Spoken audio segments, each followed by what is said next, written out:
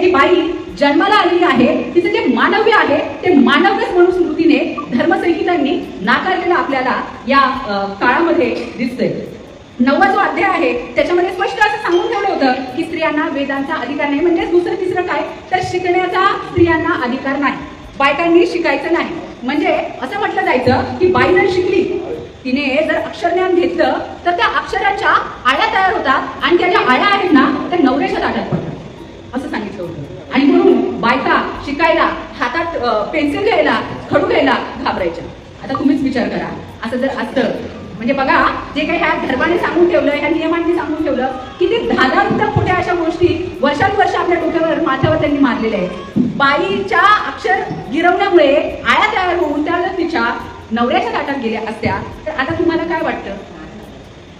आता म्हणजे प्रत्येक नवऱ्याला जर चेक केलं तर त्याच्या पोटात आळ्याच सापडली.